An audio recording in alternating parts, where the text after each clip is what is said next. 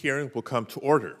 Good afternoon, everyone, and thank you all for joining us today for our second hearing this Congress of the Senate Environment and Public Works Subcommittee on Fisheries, Water, and Wildlife. Not only are we set to discuss drinking water and wastewater infrastructure in tribal communities here in EPW, but I'm happy to share that as we speak, Subcommittee Chairman Wyden of the Energy and Natural Resources Committee is also holding a hearing on water access in underserved communities. And next week, Chairman Schatz will join us by holding a hearing of the Indian Affairs Committee on related issues as well. So there's a growing consensus here, which is encouraging news.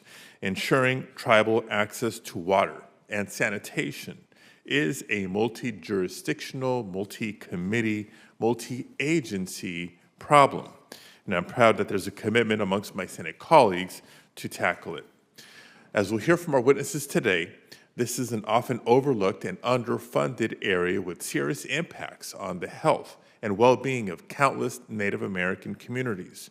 So I want to thank Chairman Carper and Ranking Member Capito, as well as my subcommittee ranking member, Senator Lummis, for prioritizing this issue.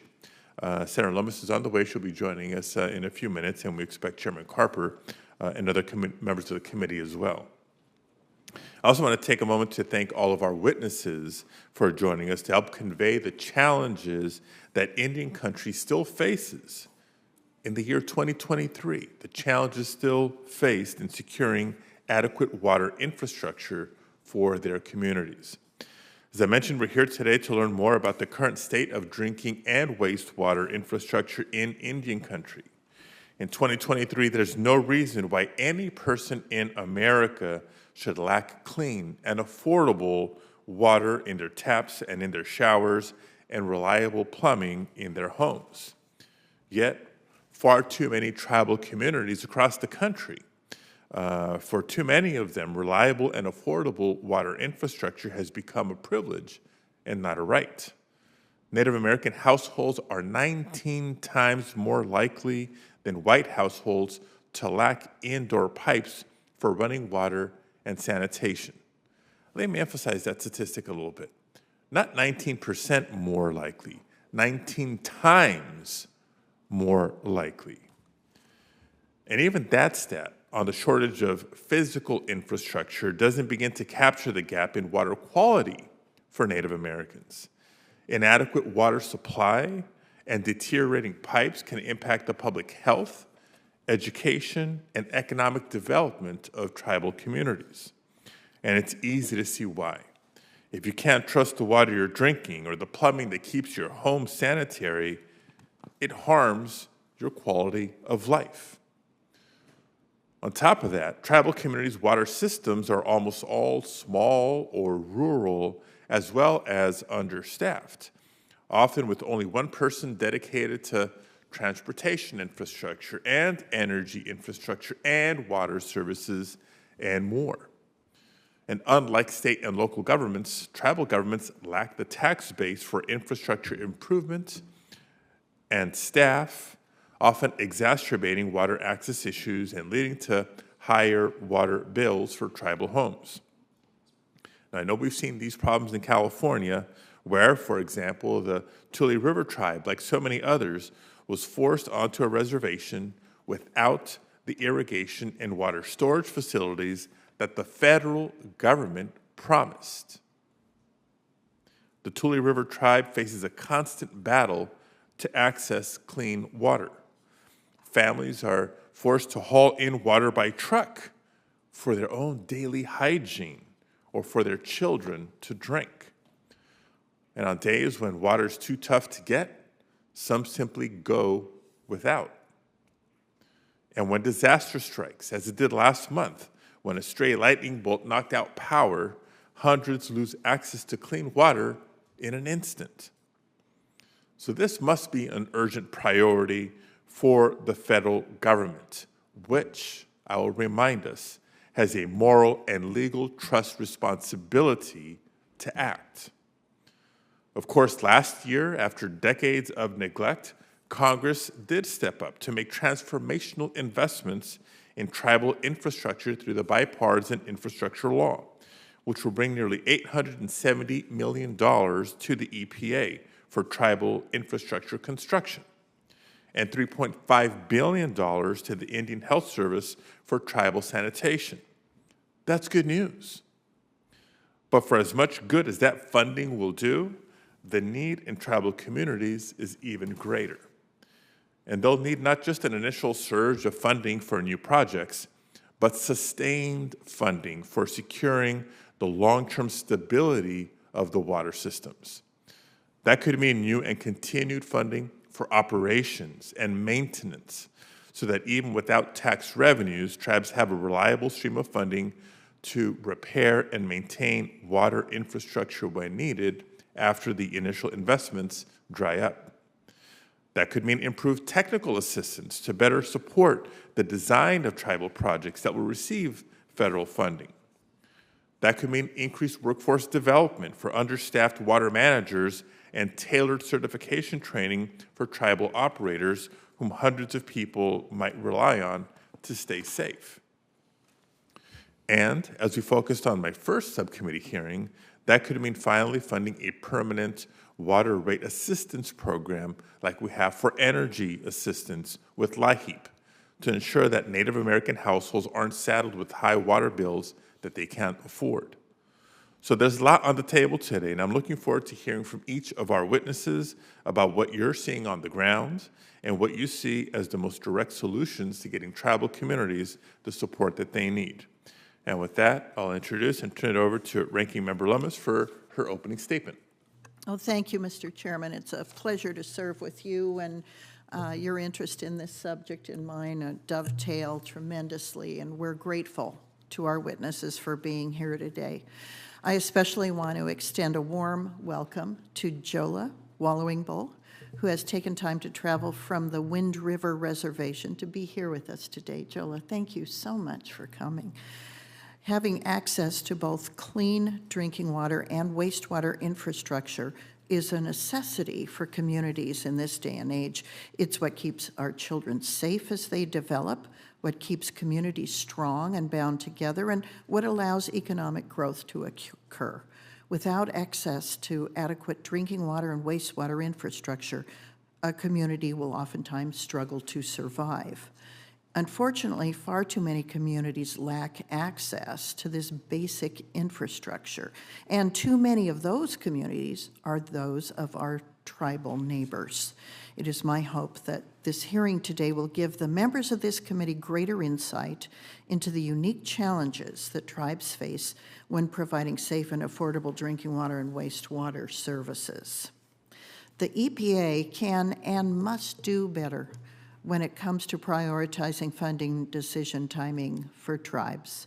This includes prioritizing tribal communities within the small and disadvantaged grant program. I'm also particularly interested to hear how effective EPA is in communicating the regulatory requirements that tribes must meet under the Clean Water Act and Safe Drinking Water Act. So I hope we'll hear something about that from our witnesses.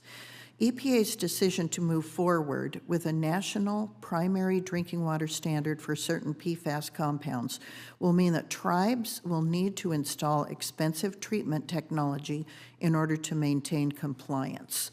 The installation, operation, and maintenance costs will ultimately be borne by members of the tribe. I will be interested to also hear from the witnesses about how they plan to keep water rates affordable if they're forced to install these new technologies.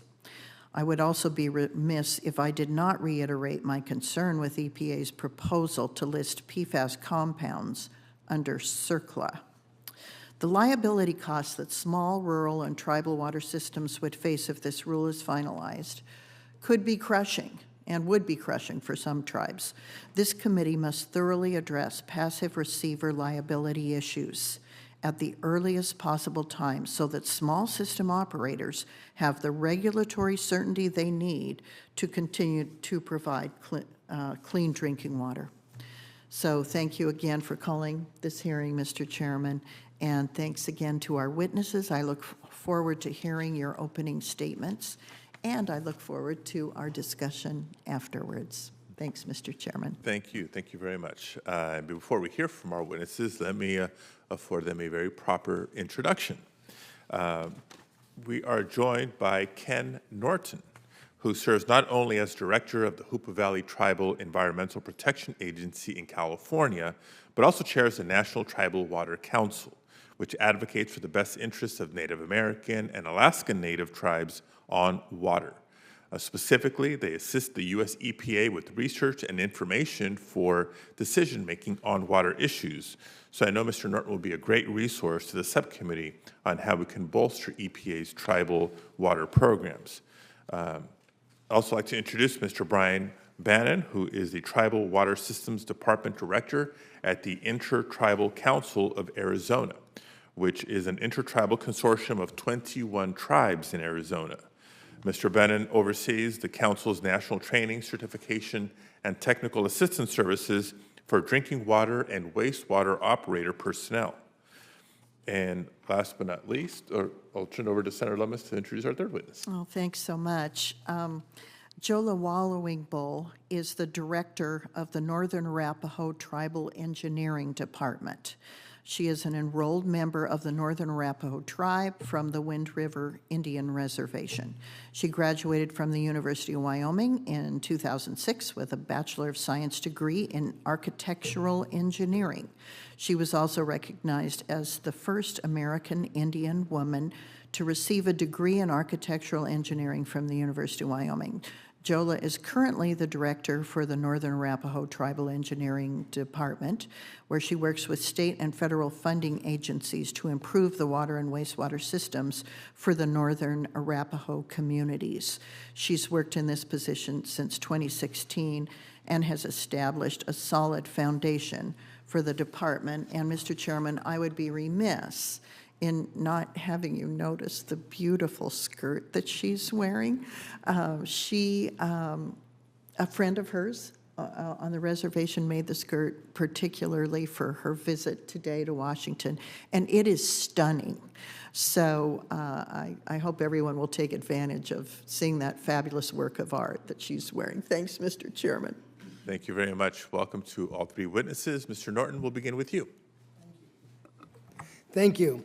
My purpose for speaking before the committee today is to raise awareness and understanding about the immediate need to support the operation and maintenance of tribal drinking water systems in addressing public health inequalities and the fulfillment of trust to provide safe and clean water to our tribal nations. Over the past several decades, many tribes have developed the necessary infrastructure to bring piped water to their community households. However, for a variety of reasons, some of these tribal systems have struggled in providing suitable water for human consumption to the communities they serve. The physical condition and the operation and maintenance of these systems influences the extent to which these communities are at risk of contamination and illness. The Environmental Protection Agency is directly responsible for overseeing the monitoring and reporting about water quality delivered by public water systems for most Native American tribes. According to EPA's Safe Drinking Water Information System, it indicates that there are a total of 835 public water systems that are owned by tribal governments. These systems serve an estimated 1.4 million people who are at higher risk when compared to consumers served by public water systems with state oversight. Many tribal water systems serve water that exceeds health-based standards and have not been monitored in accordance with the Safe Drinking Water Act. In addition to the health-based violation, EPA also monitors non-health-based violations. These occur when a public water system owner fails to monitor or report any of the 90 contaminants as part of the Safe Drinking Water Act. The most recent data compiled from EPA indicates that 404 of the 835 tribally owned water systems regulated by EPA had one or more non-health-based violation. The Indian Health Service and EPA are the primary agencies responsible for working collaboratively with tribes to ensure they have access to safe drinking water and basic sanitation. These agencies have pointed out that an important root cause of non-compliance problem is the lack of operation and maintenance capacity. Without additional resources, the leadership from these agencies concluded that EPA is simply imposing additional enforcement actions will not likely result in improving drinking water quality compliance. The Indian Health Service, under the Indian Healthcare Improvement Act since 1992, has had the authority to provide funds to support the cost of operating, managing, and maintaining tribal water and wastewater facilities. However, IHS has never requested funding for this purpose, and Congress has not appropriated these funds to IHS. In order to improve the operation and maintenance capacity of tribal water systems, the National Tribal Water Council recommends: 1, Congress direct EPA in collaboration with IHS to evaluate all tribally owned water systems to estimate the annual cost associated with operating and maintaining these facilities. And 2, Congress appropriate $600 million over a 5-year period to be utilized by IHS in collaboration with EPA to develop and implement a pilot program that directly supports the operation and maintenance of these public water systems. And finally, 3, Congress direct IHS to utilize the assessments completed in Recommendation 1 and the data compiled in Recommendation 2 to develop a budget request to be considered by Congress to appropriation to support all tribal water systems needing operation and maintenance support. Thank you for allowing me to address the committee today on our recommendations. Thank you.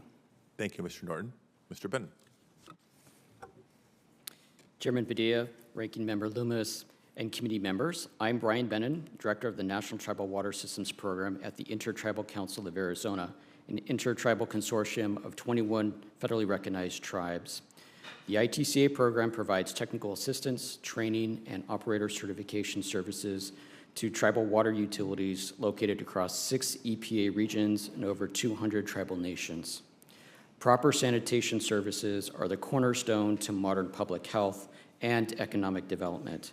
However, the rural, poverty-stricken conditions of most reservations commonly result in under-resourced drinking water and wastewater facilities. According to the Indian Health Service, 22% of tribal homes are without access to adequate sanitation. The word adequate meaning compliance with all applicable health and environmental regulations. According to Environmental Protection Agency data, over 90% of tribal public water systems are classified as small or very small systems serving 3,300 or fewer customers. EPA data averaged from the last 10 years identifies significant compliance disparities under the Safe Drinking Water Act. Tribal public water systems have 2 times more violations and over 3 times more priority violations compared to non-tribal systems. Similar compliance disparities exist for tribal wastewater facility discharges to surface water bodies regulated under the Clean Water Act. Federal agencies annually spend hundreds of millions of taxpayers' dollars on infrastructure construction to improve tribal community access to safe drinking water and sanitation. However, infrastructure construction alone cannot solve this access crisis. Infrastructure construction must be balanced with the building of managerial, financial, and technical capacity of the utilities to properly operate and maintain the water infrastructure investments. One major concern area is financial viability of operations and maintenance. The water industry prescribes that utilities function as a business where operations and maintenance costs are distributed across customer base through water service rates. However, scales of economy cause this business model to fail when there are too few customers and when communities are geographically isolated with limited economic means to pay for such services. Such conditions additionally create workforce barriers. Rural, small tribal water utilities are challenged in attracting qualified personnel. Once trained and certified, operators often leave to work at bigger utilities that offer higher salaries and more benefits. Based on these observations, the following recommendations may be offered. A funding mechanism in parity with the states is needed for tribally led, by tribes, for tribes, organizations for capacity development and operator certification programs.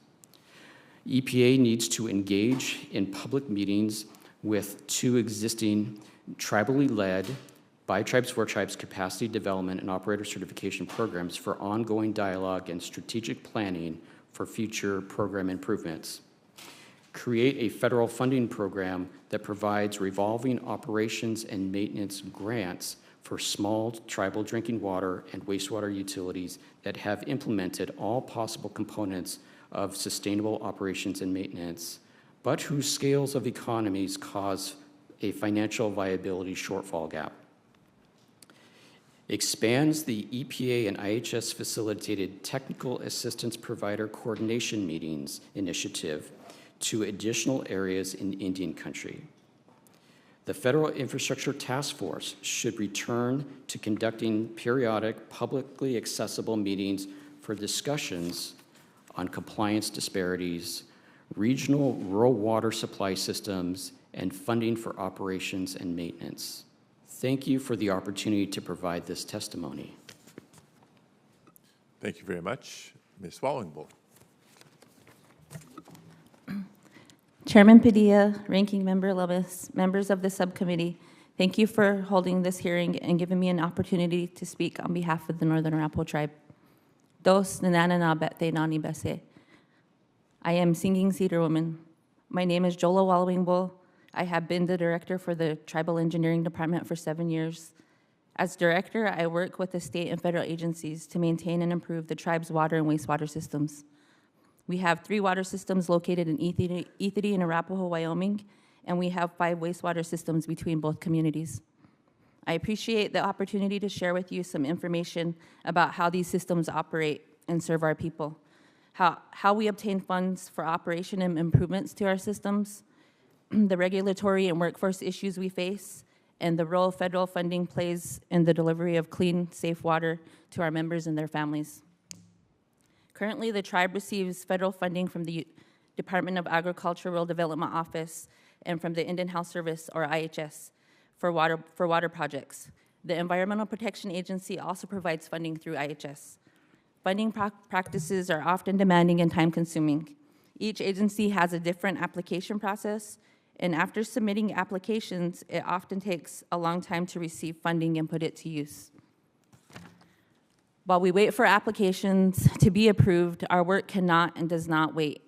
Leaks and other issues continue while our requests slowly move through the approval process. We plug holes as best we can, but the review system ensures that we are always addressing emergencies rather than allocating our resources to planning future development. To be clear, the tribe and federal agencies have developed a great working relationship over the years, and I look forward to building on our successes in the future. In addition to what has already been accomplished, I hope we are able to shift our focus to securing funding for future expansion and not only focusing on existing facilities. The tribe also faces regulatory issues with the right-of-way process. Even after securing funding, the right-of-way process can delay the implementation of necessary projects by years. An example of this is the Ethity well field.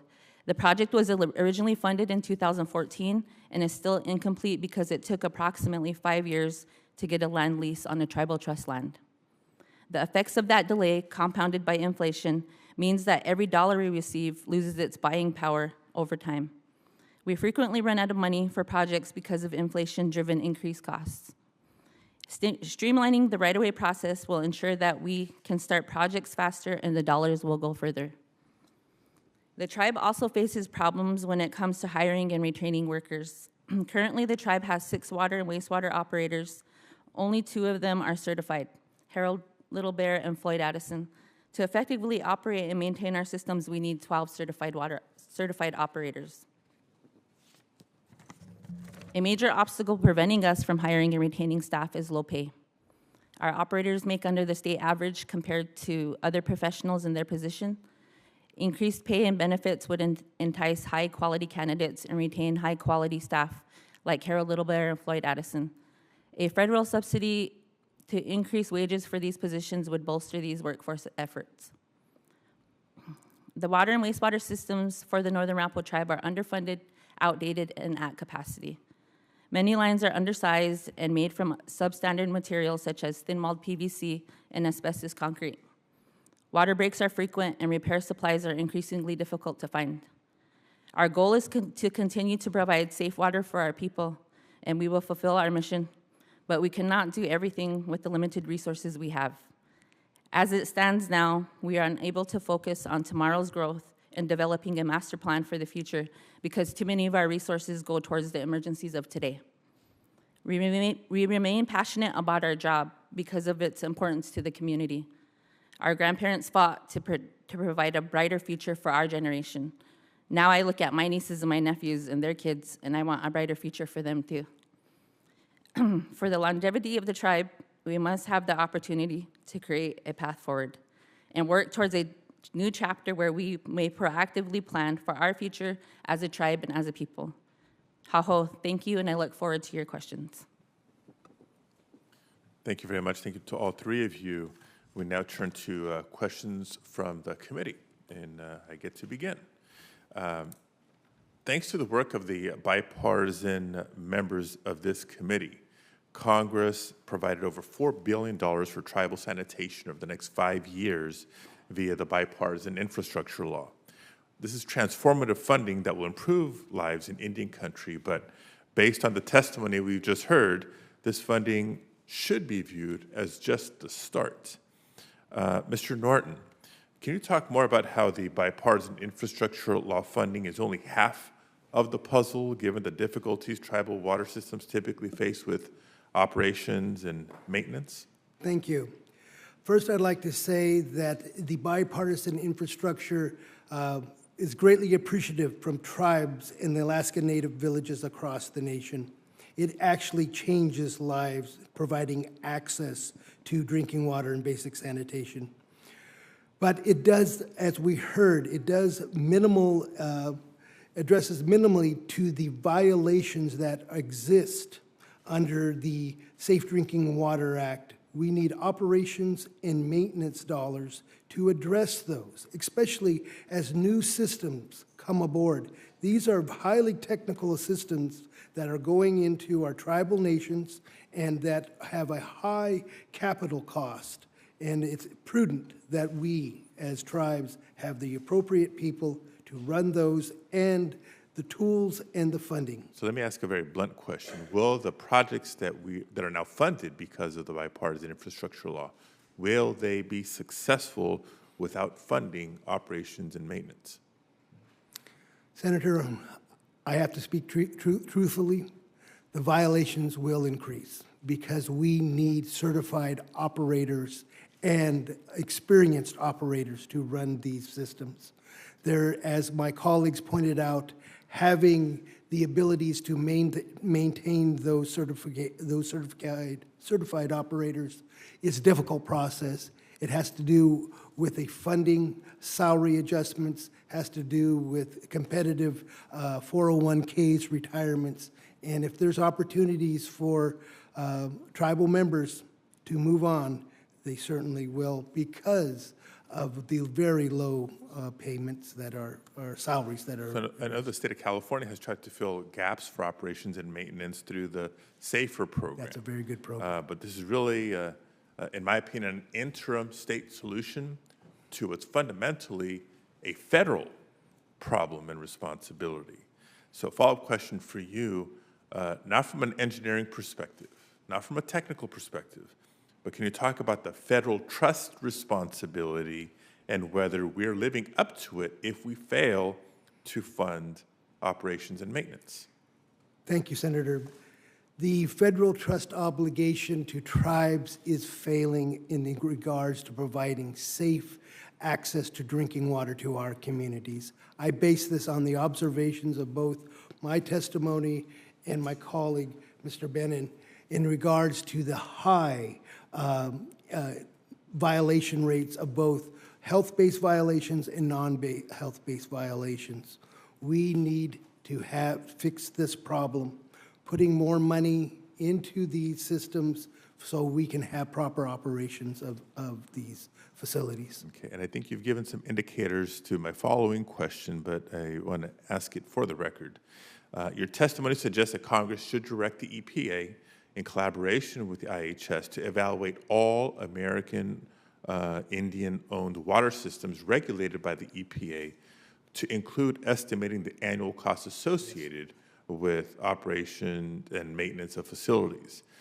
What do you expect this report would uncover?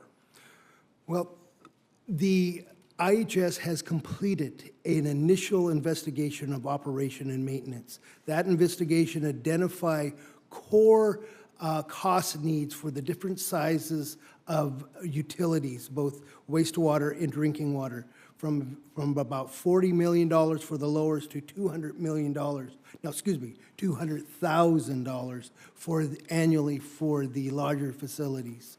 What we need is a follow-up, more detailed investigation that looks at the cost, that how to pay for these improvements, how to pay for the operation and maintenance, and the cost of operating your facility, electrical cost, and having that not passed on to the consumer, where we already have poverty rates in most of our reservations as high as 80%.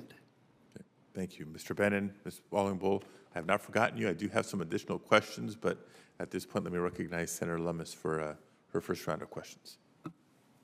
Thank you, Mr. Chairman. Ms. Wallingbull, I understand that there are regulatory requirements that cause difficulty for tribes meeting their obligations under the Safe Drinking Water Act. One of the things we've heard is that the tight time frame to have water on the reservation sampled in an approved lab can be a struggle. Have you had that problem? And if so, how can we address this?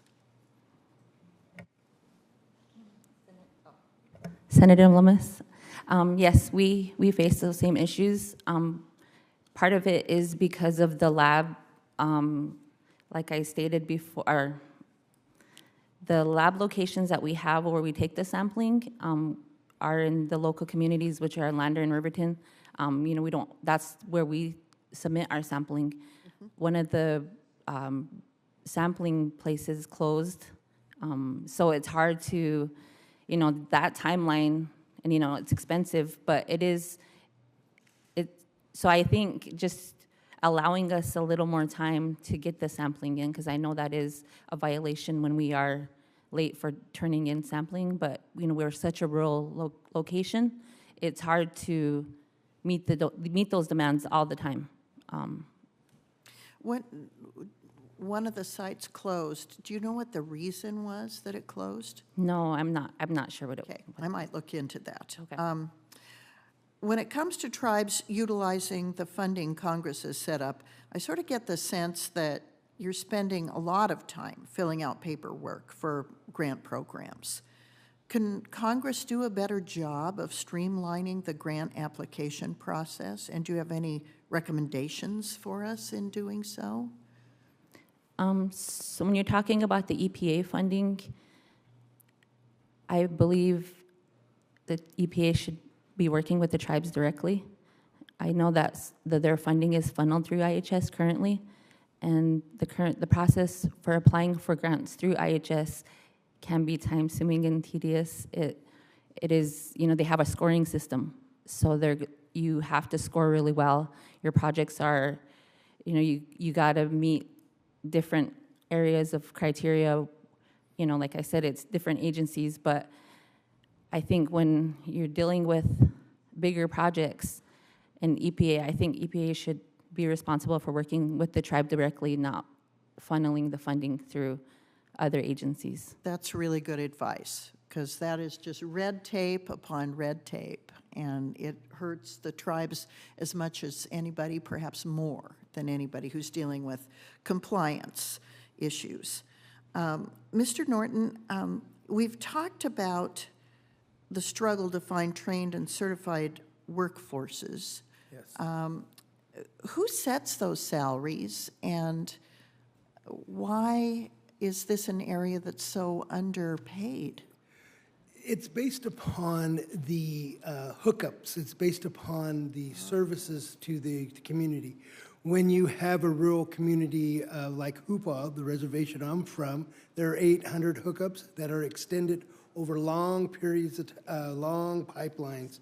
And the cost and maintenance of those providing water to our tribal household is costly. So what we have to look at other subsidies for paying a competitive wage. And if I may, we just had a tribal operator leave our reservation because he was making a substandard salary, and he has the educational background, but he moved to Sacramento and is making 3 times the amount. It's not because he wants to leave the reservation. Our ancestors have been there for thousands of years. Our families are there. So it's a difficulty of meeting the salaries of having experienced and qualified certified operators to our wastewater and drinking water systems. So when Ms. Wallowing Bull said that there are 5 systems among the 2 communities, Ethity and Fort Washakie. Arapahoe. Oh, excuse me. Yeah. So those are spread out as well. Is that the big problem? Yes. Like I stated, in Ethity, we have water, a water system. In Arapahoe, we have 2 water systems, but we have 5 lagoons between both communities. 5 lagoons. So both communities are separate. So the water line ends with. So the areas in between those communities are on wells. So. Thank you. Appreciate it. Mr. Chairman, I yield back. Thank you. We've been joined by EPW Chairman Carper. Let me recognize him for any statement and questions of the witnesses, and Senator Ricketts, you'll be next. Thanks, Mr. Chairman. Let me just say as an aside, my staff have been watching how well the 2 of you work together, and your staffs, really. Thank and one of the things we try to do in this community, we want to get stuff done, good stuff done for our planet, for our environment, but we also try to build bipartisan support for a lot of the initiatives we take up. But you set a good example for us, and I just want to say that to begin with. Welcome to all of you. Ken Norton, right? Ken Norton, yes. Did you fight out Muhammad Ali how many? 3 times? A couple times, yeah. 3 times. I watched 2 of those fights. You look great for a guy who's been 15 rounds with Muhammad Ali 3 times. Yeah. For those who are in the audience wondering, what is he talking about? Another Ken Norton who did fight Muhammad Ali, I think 3 times. And I think Ken won 1, and Muhammad won 2. Yeah, okay. Oh, well. But anyway, Val, we welcome you. Thank you. And Mr. Ben, is it Benin? Benin. Mr. Benin. And Ms. Wallenberg? Wallenberg. Wallenberg. Yeah, thanks. Where are you from? Wyoming. Okay. And Mr. Benin? Phoenix, Arizona. Okay. Northern California, Hoopa. Oh, okay, good. Well, happy to see you all, and thanks again for helping us in this is an important issue. We care about these issues a lot. I know you do too, so thank you. Yeah. I think it was in April of this year, the Environmental Protection Agency released its latest drinking water needs survey and assessment. It revealed that the American tribes and Indian native villages would need over, I think, $4 billion. I think it was over $4 billion in investment to fully meet their drinking water infrastructure needs, which is in a staggering unmet need. Mr. Bennett and Mr. Norton, how do your organizations work with EPA and other federal partners to identify and prioritize drinking water and wastewater infrastructure projects on tribal lands? Chairman Carper, the Intertribal Council of Arizona works very closely with EPA and IHS. We try to support the dialogue between the tribes, the tribal utilities, and the federal agencies, but it's pretty primarily that dialogue that generates the understanding of need. But what we do see directly working with the operators is that this is just a constant problem because of the lack of operations and maintenance funding. We keep building infrastructure, and it's just like a car that ages. It has to be maintained and kept up, and if it doesn't, then we have to go buy another car. Well, it's the same deal with the infrastructure. And then, of course, the remote geographic isolation of a lot of these rural tribal systems, the economics of the typical model for operations and maintenance doesn't really fit. So I think that's the piece that's missing. Infrastructure is needed, yes, but the other side of the coin is needed as well, operations and maintenance. All right, thank you. Mr. Norton, Yes. your thoughts? I echo Mr. Bennon's thoughts.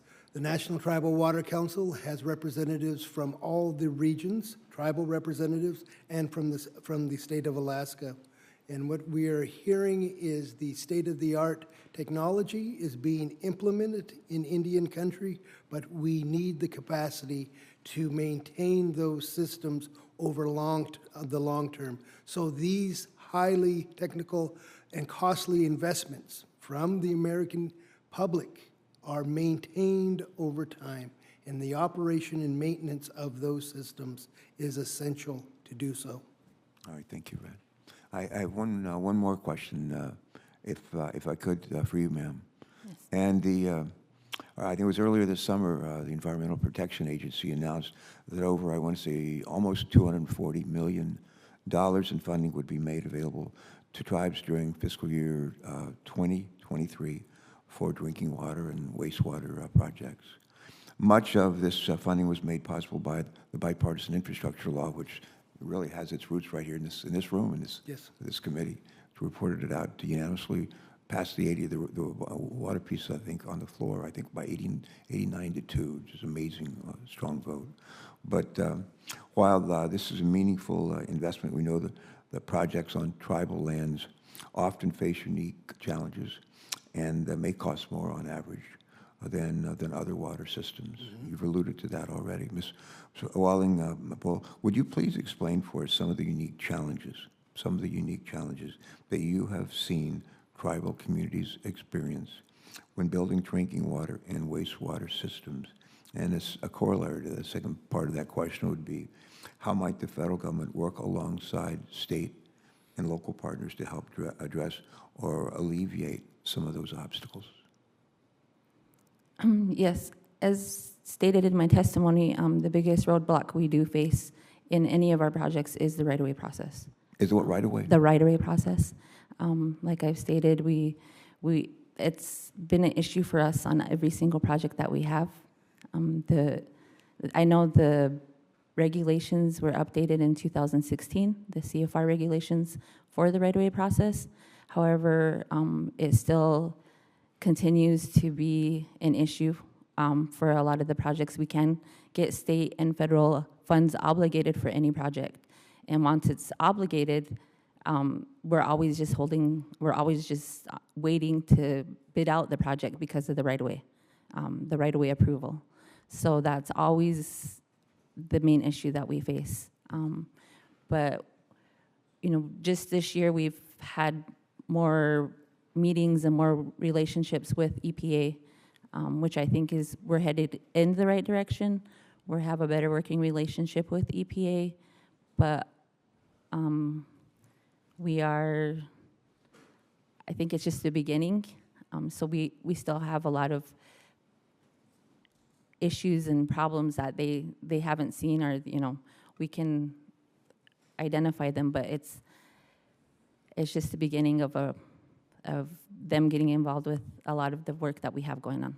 All right, thanks. My time's expired, Mr. Chairman. I'd just like to briefly read like a sentence or two of my next question and then ask our witnesses to answer it for the record. You don't have to do it here today, but could I do that? Just very briefly. Go ahead. I'm going to ask you, I'll send you, we'll follow up after the hearing with a request in writing. And we're going to ask each of you to share with us your experience supporting tribal communities that lack access to safe, reliable water and how that affects public health and a community's general welfare. We'll send that to you in writing and then ask you to respond to it in writing. Okay. Right. Thank you very much for joining us today. Nice to see you. Thank you very much, Senator Ricketts. Thank you very much, Chairman Padilla and Ranking Member Loomis, for holding this important hearing today. And thank you to our witnesses for coming here today and talking about your perspectives. And I think it's a great opportunity to be able to share some of the challenges that we have in our tribal communities with regard to drinking water. I would like to take this opportunity to discuss the EPA's proposed rule for the federal baseline water quality standards, the WQS, for Indian reservations. I recognize the importance of tribal communities in developing water quality standards within the Clean Water Act. I have several concerns with the proposed rule. I believe that all tribal nations should have to treat as state designations prior to the application for the water quality standards, and the EPA should also hold the tribes to the same water quality standard process as the states under the Clean Water Act. This process should include public participation and comments when reviewing water quality standards, and I think that's actually one of the things that Ms. Wellingbull, you were talking about, just having that full-blown EPA participation. Tribes must also equally prove proficient in technical and managerial skills for adoption and implementation. To boost coordination, there should be consultation with the delegate state agency as well as data transparency. EPA has two roles within the water quality standards. One is to intervene only when a state or tribe is failing to meet the requirements of the Clean Water Act. And two is to provide technical services like nationally recommended water quality criteria to states and tribes when setting water quality standards. This role for states to lead in protecting water quality while considering other implications to communities is important, and the EPA's proposed rule undermines this division of responsibility. So, Ms. Wallingbull, can you speak to the importance, because you talked a little bit about like dealing directly with EPA rather than IHS. Can you talk about the importance of tribes being allowed to take the lead in water quality plans and criteria? If we were responsible for taking the lead? Yeah, so yeah, the importance, right. So like, again, the point I'm trying to make here is that we ought to allow states and tribes to be able to take the lead in this because they know the local situations Yes. the best. You talked about, for example, the right-of-way issues. Mm-hmm. So can you talk about the importance of having tribes take the lead when it comes to creating the water quality standards with the EPA? Yes, definitely. We are a sovereign nation, but we do work well with the state. We get state funding from Wyoming Water Development for water projects. So we do work well with them for when it comes to funding for projects, so they understand our systems. But we, like you said, we know our systems. We have an engineering firm that we currently consult with who has worked with us for 9 years.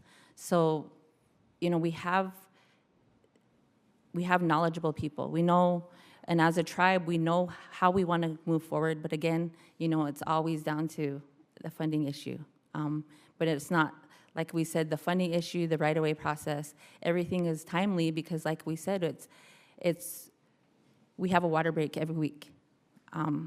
We are constantly fixing those issues, but yet we're still trying to look at the bigger picture, which, you know, our goal is to create a master plan. Mm-hmm. But, you know, again, that goes back to who is going to fund that. So. Yeah.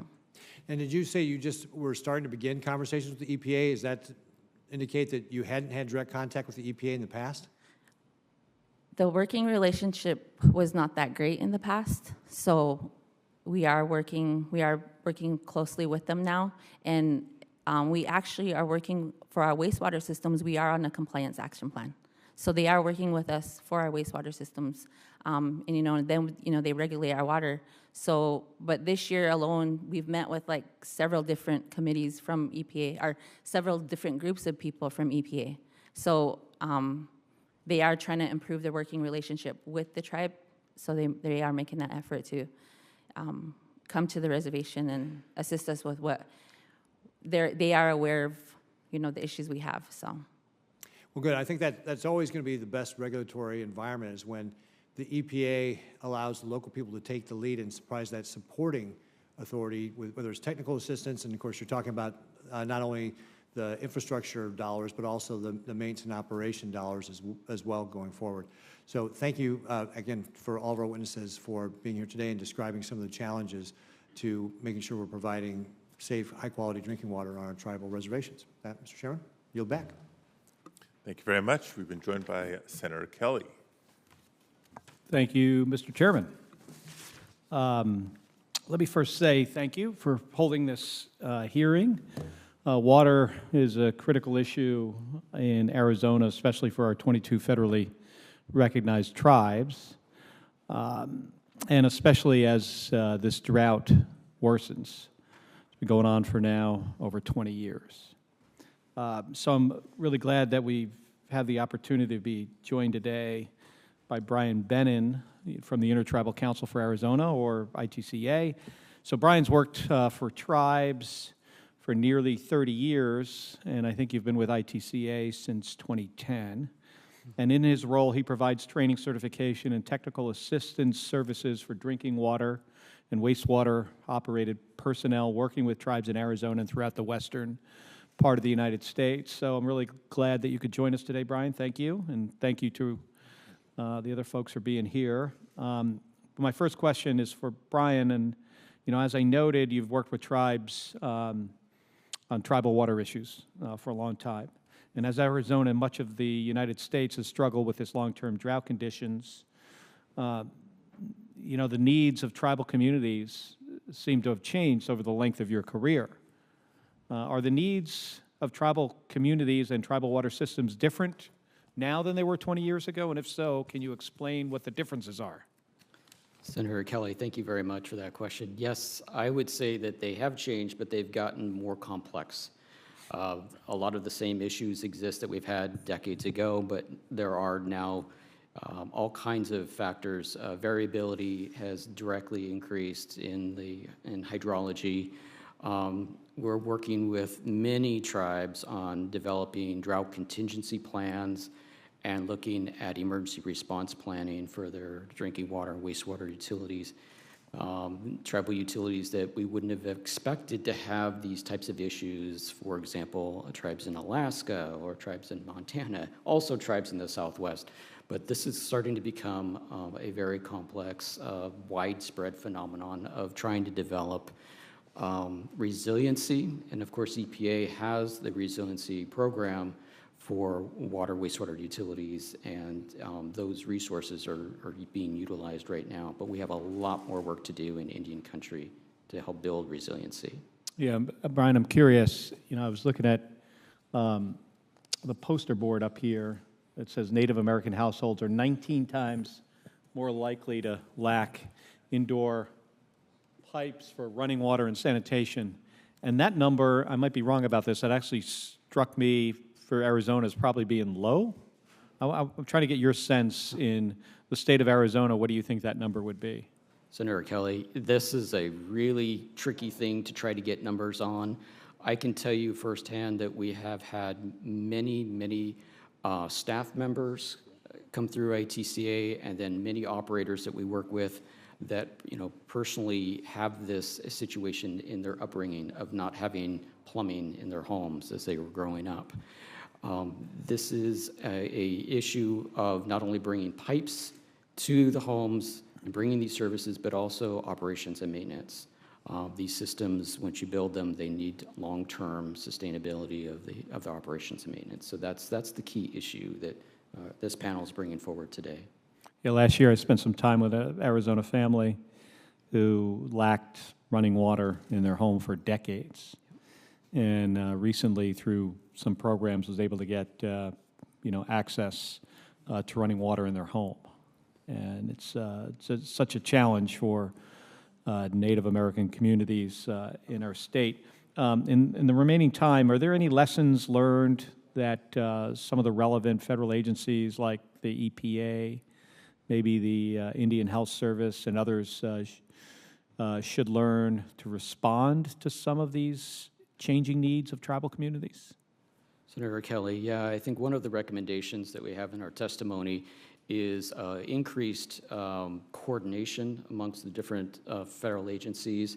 A lot of entities or agencies are working on these problems, but there seems to be needing more communication, coordination directly with tribes and amongst the agencies themselves as well. How do we make that happen? I think there's a couple of mechanisms already in place. There has been the Federal Infrastructure Task Force, which is has been a great mechanism, but there is a lack of tribal participation, tribal community participation in that dialogue. And then more on the local level, EPA and IHS have a model in place of technical assistance providers coordination meetings. These they call them TAPs. These TAP meetings do happen in certain areas, but there's other areas in Indian country where TAPs don't exist. And I think expansion of that model would be very helpful for Indian country.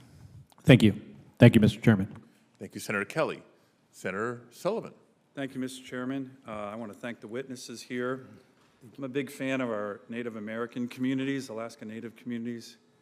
You know, one thing I always like to brag about for our Alaska Native and Lower 48 Indian communities is the patriotism, special patriotism. Alaska Natives and Lower 48 Indians serve at higher rates in the military than any other ethnic group in the country, and that's very special. So, to all your members and tribal members, tell them thank you, because it's not noticed enough, and it's remarkable. Because let's face it, during a lot of our country's history, our Native people were discriminated against, all kinds of horrible atrocities, and yet, generation after generation, they step up and serve America in the military. It's remarkable. So, thank you for that. I also think it's outrageous that we have, whether it's reservations or over 30 communities in Alaska, that don't have running water or flush toilets. The richest country in the world, some of the most patriotic communities in the world, and we can't get running water and flush toilets to them? So, this is a passion of mine. It's a passion of mine, especially in Alaska, where we have so many communities. I was just out in a number of our Alaska Native communities, rural communities that don't have running water and flush toilets. We need to do more. So can I just get very quickly from the witnesses your sense on, is there enough funding to address this? Basic needs. You know, during COVID, they told many Alaska Native communities that wash your hands 5 times a day. Oh, wait, you don't have running water. How are you going to do that? So what do you think the best way to do it is? And I'll just ask each of the witnesses. But I do want to make one other point, which I do a lot in this committee.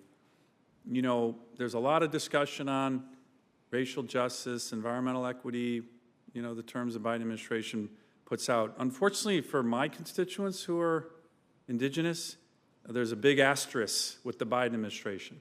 It's racial justice, environmental equity, but if you're an Alaska Native, this administration is out to get you. I just sent a text, I hope the news picks up on it, to Secretary Holland. I have a group of Alaska Native leaders from the North Slope of Alaska, the elected leaders, the tribal leaders, the Alaska Native Corp leaders, who have tried to meet with Deb Haaland 6 different times. They fly 5,000 miles to Washington, D.C.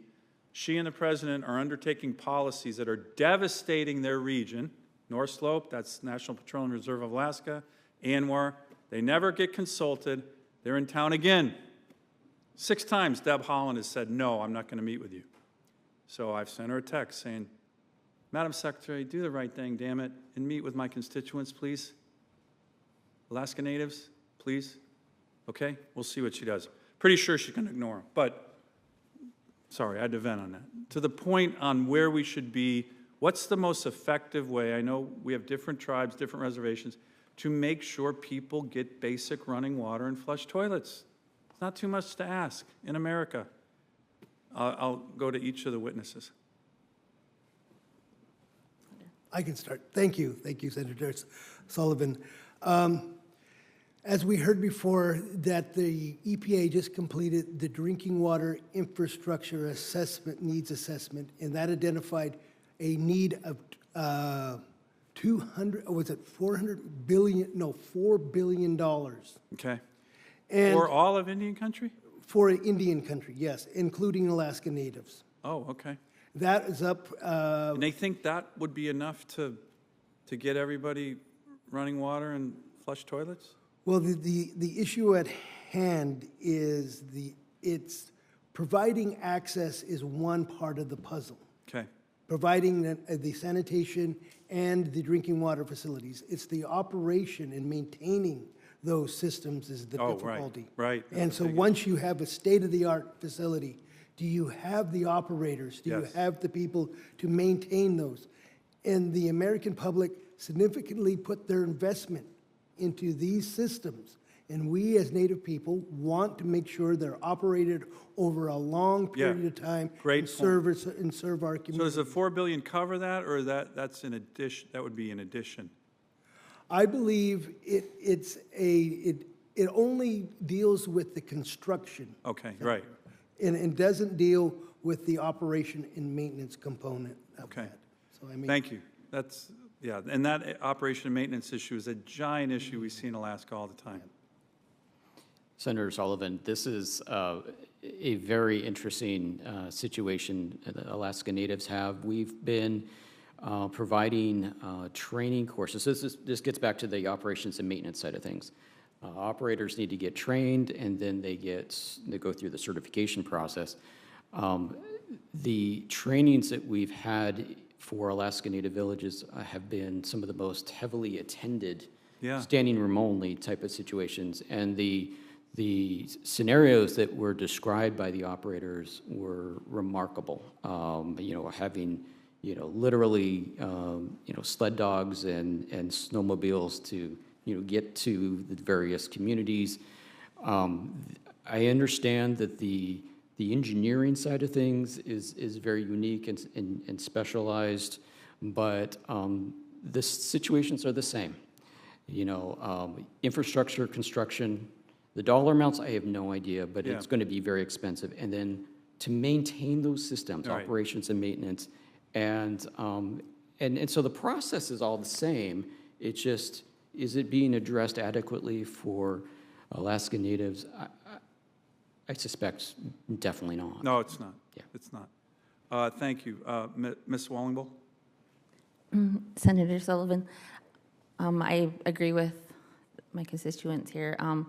The operation and maintenance is always the main issue for, Yeah. we face the same thing with, I stated in my testimony, we don't, all of our water and sewer operators are not certified. And so we face those same issues, but I don't think, just looking at, when you're mentioning dollars, I know that we did a cost estimate for our systems alone. Just like I stated, we have 2 systems with 3 water systems and 5 lagoons, which, is totally different from, all the other reservations. But we, just alone, like the cost estimate for 2017 was $30 million. That's, tripled now. But that wasn't for all of just, fixing what we think needs to be fixed, because our system is not uniform. Our lines, like we said, undersized, but we go from like a 4-inch to 12-inch. Yeah. It's not a uniform system, so we face, the supplies we need. We have to go 2 hours away because our local businesses do not carry any of the supplies to fix our pipelines anymore. So, but Well, I want to thank, every place is unique, but to me, this is Mr. Chairman, this is an issue that I think should unite Democrats and Republicans on getting our First Peoples the ability to have clean water, right? It shouldn't be that hard. And so I'm a big advocate for this, particularly in my state, but in all the reservations in America. Again, some of the most patriotic Americans in the country, have to use honey buckets. Yeah. What we call honey buckets in Alaska. Well, they're not sweet smelling, tell you that. right? So we'll keep working this, but I appreciate the witnesses being here on a really important topic for my state, certainly. So thank you, Mr. Chairman. Thank you, Senator Sullivan, and appreciate your comments. I'm sensing bipartisan support building for this effort to prioritize investing in operations and maintenance, not just the initial construction. It only makes sense for the federal government to financially support the longer-term viability of significant initial investments. Wanted to ask some additional questions on some additional issues. I want to turn back to workforce and workforce development. Last week, the EPA released its 7th drinking water infrastructure needs survey and assessment, in which state, local, and tribal water systems reported that hiring difficulties will increase over the next decade. I think we've already acknowledged the current challenges, but these difficulties will increase over the next decade. Small water systems specifically cited their inability to hire full-time employees and offer competitive benefits.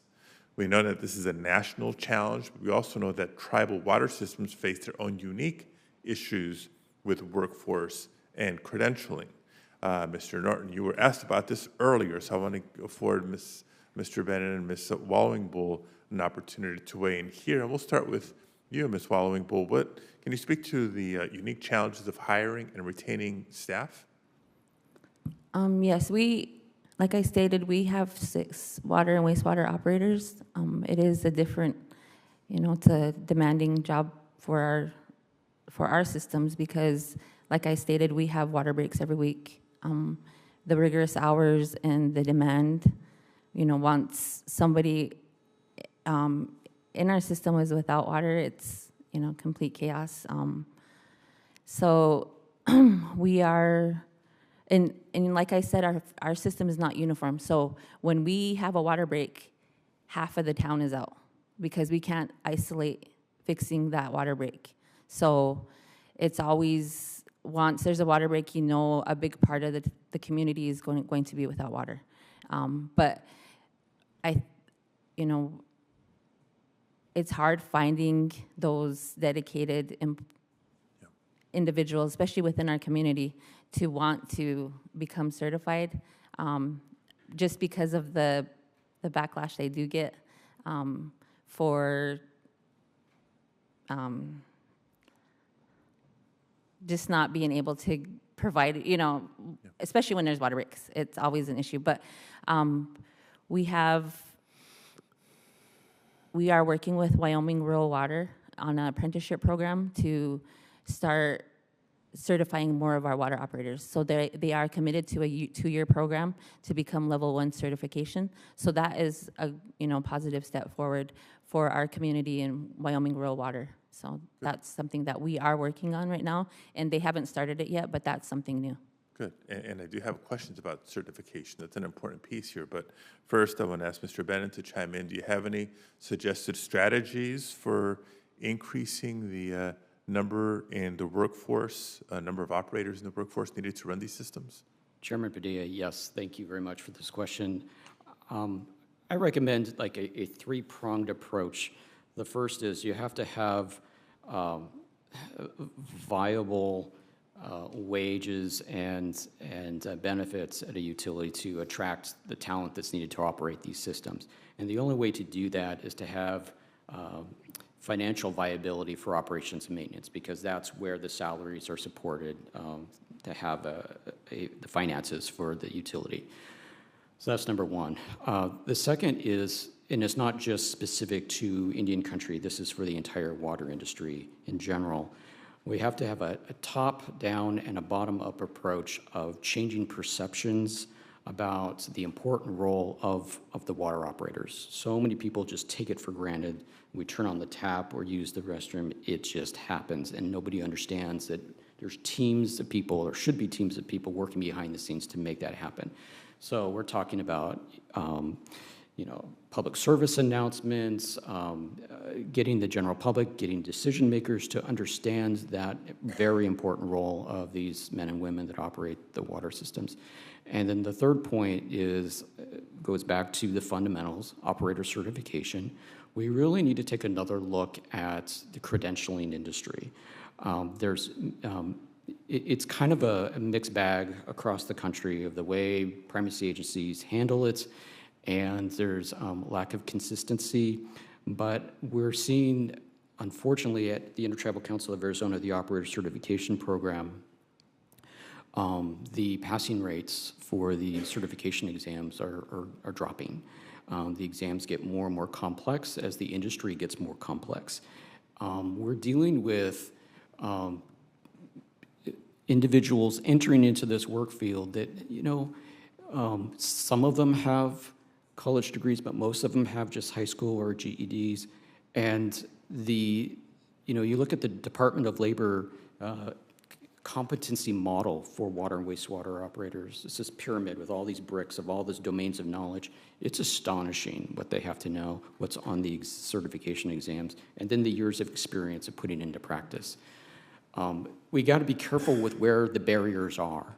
We want folks to enter into this career field. And if there's too many barriers in place, which I think there are, maybe we should look at it again. And I think the Infrastructure Task Force is a great starting point of looking at that. Thank you. Ms. Wallenbull referenced being on the verge of a partnership between tribes and other water agencies in Wyoming. I know there's both official and unofficial in California. Mr. Bennett, can you tell us why there are no federal guidelines for tribal wastewater operator certification? Chairman Padilla, I couldn't tell you the reason why. I could tell you that it doesn't exist. I know that EPA is aware of the situation and that there needs to be some desire or will or impetus to create such a thing, like it exists in drinking water. For Indian country, we don't have such guidance. What that means is we don't have a way of classifying wastewater infrastructure. You begin with classifying the facility, and then the level determines what level of certification is needed.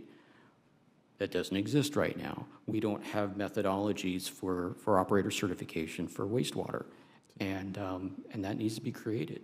So, yes or no, would there be value in establishing that? Absolutely is needed. Okay, and is it an and or an or value added by reciprocity of certification between different states to help tribal systems? Reciprocity is the process of equivalency from one jurisdiction to another. And so because tribal boundaries don't coincide with state boundaries, we do have operators where this is a very significant situation. Career mobility, we talk about operators leaving to take careers elsewhere, but the fundamental issue of reciprocity for tribal operators is who is the primacy agency for their facility and what regulations are applicable for their utility? And that is what there's a lot of, it's gray. Nobody really, it's hard to figure that out, especially when primacy agencies have varying degrees of regulations. And so figuring out what regulations are applicable to their utility and what type of training and certification is needed, that's where reciprocity comes in, and having clear distinction about the primacy agencies and regulations that are applicable to them. That's the issue. Thank you. We spent time on the need to invest in operations and maintenance. We've talked about some of the workforce difficulties and challenges. I want to spend a few minutes talking about water quality. A statistic that many of us is focused on today is that Native American households are 19 times more likely than white households to lack indoor plumbing. It's so shocking, we made a poster. But the reality is that even this devastating statistic doesn't capture water quality, whether that indoor plumbing is actually delivering clean, safe drinking water and water for sanitation. Mr. Norton, your written testimony notes that health-based drinking water violation rates for tribal water facilities are higher than the rates for water systems regulated by states. Why is that? And what can we do to improve not only water access, but also water quality in tribal systems? Thank you for the question, Senator Padilla. It comes down to having experienced and certified operators. And what we see in Indian country is the difficulty of maintaining these operators over time and the longevity. In our state counterparts, they have multiple operators that specialize in certain aspects of the drinking water facility and the wastewater facility. What we have in Indian country is an operator that wears multiple hats and has to do multiple tasks at multiple times. When this operator is down or has to do other personal business, the utility suffers, or the person leaves due to salary inequalities and the replacement.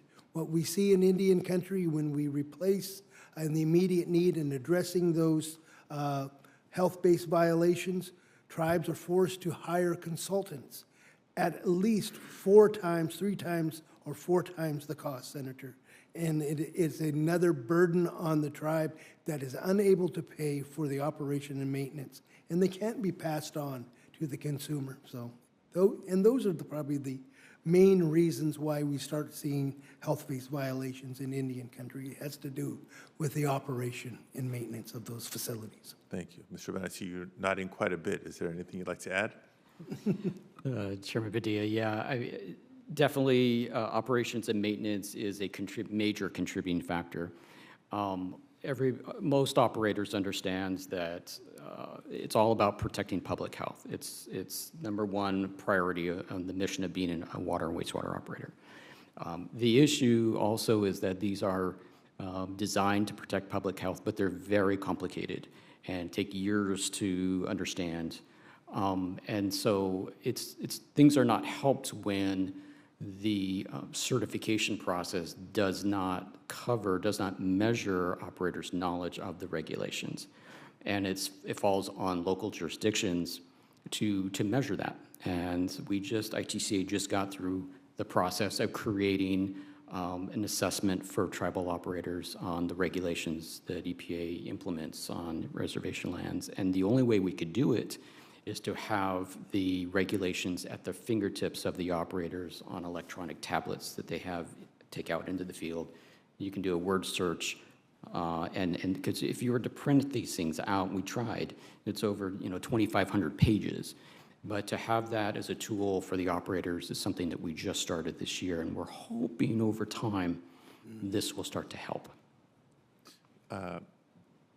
Question for you: is there something about the nature, the fundamental nature of the different types of water agencies that impacts, for better or for worse, access to safe, clean drinking water? And by the different types of agencies, I mean tribal versus other public versus private water systems. Yeah, Chairman Padilla. Yeah, the 1,044 public water systems in Indian country, according to EPA's database, the majority are tribally owned, but there are significant numbers also that have different types of ownership. And we see differences according to the different types of ownership. For example, the casinos, they have a lot of resources, and so we see well-staffed, well-operated utilities. On the other side of things, we see these public-private public water systems at schools, whether they're tribally controlled schools or federally controlled schools. But a lot of these schools on these very geographically remote locations have their own water systems. And those are the ones that have very limited resources. The operators are typically the custodial staff of the school, and they're handling the maintenance of the grounds and everything. And they have practically no budgets whatsoever. We see huge needs there. We see private enterprises in Indian country that have water systems, such as mobile home parks and that type of thing. And we do see very significant issues with some of those types of ownership public water systems. Thank you. There's a few more issues I'd like to cover, but in the interest of time, we'll also offer questions for the record after the hearing and provide some time for you to respond. But the last issue I do want to raise for today has to do with water affordability, right? Different than access and quality, affordability. I mentioned earlier that in the first subcommittee hearing, we focused on the issue of water affordability and small water system assistance, because unlike other forms of infrastructure like bridges and roads, clean drinking water isn't primarily funded by taxes. Instead, more than 90% of the average utility's revenues comes directly from ratepayers. But unlike state and local governments who can also use tax revenue to supplement revenue from water bills, tribal governments don't have such a tax base and instead rely on essential government services like drinking water and wastewater for federal support. Mr. Bennett, your written testimony notes that over 90% of tribal public water systems are classified as small or very small systems serving 3,300 or fewer customers. So not a big customer base to spread capital costs across. This obviously presents challenges when structuring rates. How helpful would a permanent water rate assistance program be, whether it be LIWAP or an EPA program? It's coming to me. Yep. Mr. Chairman, the need for some type of a subsidy to help bridge this gap where the scales of economy of the water utility model starts to fail, there needs to be some type of funding mechanism to help utilities bridge that chain, that difference there. The LIWAP program has been hugely successful, but focuses narrowly just on the one aspect of utility revenues, and that's the ratepayer. And so if you have a very small population, trying to figure out where that sweet spot is of setting the rates to cover all the costs. We do have technical assistance support out there to help utilities do that, but my suggestion is that there should be another funding mechanism to bridge that difference, to work hand in hand with LIWAP, but also primarily looking at the very technical side of things, not the economics so much side of things of the customer, but of what the community and the utility unique needs are. It is a very technical process of establishing rate structure, and there is definitely a need for an additional funding mechanism to assist small rural tribes with that. Ms. Wallenpool and Mr. Norton, I'd like to hear a little bit about your experience or your utility's experience with LIWAP and whether you think Congress should fund a permanent water rate assistance program. Chairman Padilla, yes. Actually, we received LIWAP funding for water assistance this year or last year, and I know it has been a big thing for our tribe. Our water billing currently is not in a great situation right now. Our water billing system is not enforced, so it's difficult to get everybody on the system. And even if we are a flat rate, but even if everybody was to pay, that wouldn't even sustain our system. It would just cover the operation barely. Wouldn't even supplement salaries or anything else. So the operation maintenance is continuously an issue, but the LIWAP actually did assist a lot of individuals, and the funding goes back to the tribe, which helps with us too. So I think continuously providing that funding would be beneficial. And we also, because we are billing and we work with USDA Rural Development, they also have a program that assists with low income for water bills. So. Thank you. Thank Mr. you. Norton?